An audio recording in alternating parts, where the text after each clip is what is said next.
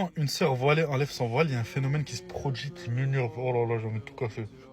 Vu que je vous vois venir, avant tout, je veux mettre personne dans mon camp. Je veux rallier personne à ma cause. C'est juste que je suis juste un homme qui sait réfléchir et qui a des femmes voilées dans sa famille. Voilà. Alors, du coup, lorsqu'une femme voilée va retirer son voile sur les réseaux et elle va expliquer en public pourquoi elle le retire, pourquoi elle décide de l'enlever, etc. Certes, c'est pas une chose à faire. C'est un péché qu'elle ne devrait pas faire, mais c'est pas ça le sujet. Dans les commentaires, que la sœur, elle s'exprime publiquement, elle exprime sa tristesse. Clairement, elle est en dépression. Hein. Elle est en dépression, elle est dégoûtée de elle-même. Et dans les commentaires, il y a des femmes, mais surtout des hommes, qui vont faire des vannes, mais pas drôles, genre du rag, semaine A, semaine B, ou c'est parce qu'il y a l'hiver, ou parce que là il y a l'automne, peu importe quelle saison, ils vont faire des vannes et la rabaisser parce qu'elle décide de retirer le voile. Premièrement, ce n'est pas le comportement qu'un musulman devrait adopter, parce que c'est juste rabaisser, il n'y a aucun rappel, il n'y a aucune bienveillance. Vous rabaissez juste la sœur et vous la rendez encore plus mal qu'elle se sent déjà. C'est-à-dire qu'elle est déjà dégoûtée, la pauvre, elle se sent nulle d'avoir abandonné le voile par baisse de foi, et vous allez en rajouter une couche et la faire sentir encore plus mal. Mais ça n'a aucun intérêt, ça n'a aucun bienfait. Attendez, il y a quand même quelque chose de drôle dans tout ça, c'est que si on se penche sur le type d'hommes qui font ces remarques-là avec aucune bienveillance, qui veulent juste rabaisser et humilier la sœur, c'est soit des hommes qui font des playbacks, soit des hommes qui ne sont même pas capables de cacher un nombril et deux genoux, ou alors ça va être des hommes qui portent des bracelets, des colliers, des bijoux qui sont haram. Attention, il n'y a pas que des hommes, il y a aussi des femmes qui ne savent même pas ce que c'est de porter un voile, qui vont juger la sœur lorsqu'elle va voir qu'elle ne cache pas son cou ou qu'elle se maquille comme une personne qui n'est pas voilée.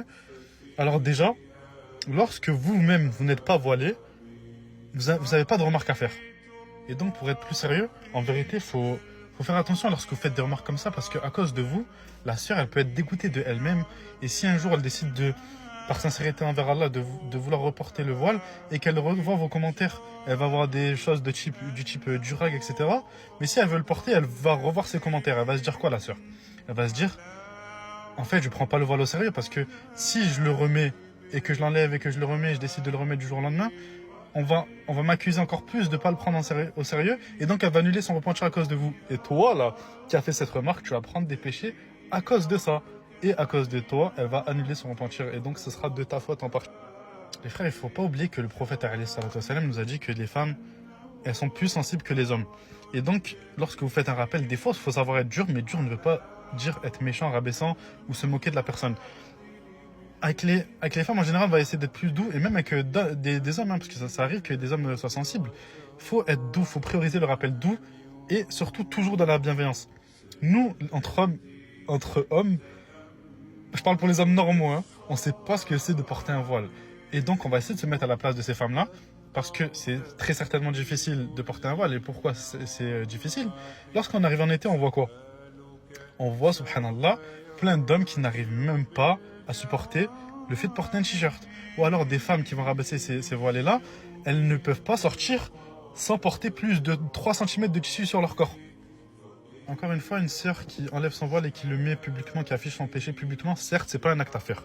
Mais les commentaires que vous mettez, c'est encore moins un acte à faire. Parce que lorsque vous vous moquez du péché de quelqu'un, votre moquerie, elle est plus grave que son péché. Donc pensez à réfléchir, prêtez attention au cœur de la personne, parce que lorsque vous allez mettre un commentaire, vous allez impacter directement le cœur de la personne, et ça, c'est très très grave. Donc voilà, encore une fois, je mets personne dans mon camp, je réagis juste comme un homme qui a des femmes voilées dans sa famille, parce que moi, j'aimerais pas que si une femme voilée de ma famille décide de l'enlever ou a des manquements par rapport à son voile, qu'on vienne se moquer, de la rabaisser, se moquer d'elle, juste par pure méchanceté en fait. Donc ne faites pas aux femmes des réseaux qui enlèvent leur voile ce que vous n'aimeriez pas qu'on fasse à vos sœurs, à vous, vos mères à vous, vos tantes à vous, etc., etc. Un exemple encore plus puissant, si toi, tu te maries avec une femme et tu as une fille avec cette femme-là, et tu as éduqué ta fille dans la religion, et elle décide de porter le voile. Mais elle atteint un certain âge où elle a une baisse de foi, et elle décide de l'enlever. À part si tu es fou dans ta tête, ou que tu n'as pas de cœur, tu ne vas pas rabaisser ta propre fille. Tu ne vas pas lui faire mal au cœur, la rabaisser, te moquer d'elle, et la rendre plus mal qu'elle l'est déjà vu qu'elle est en baisse de foi.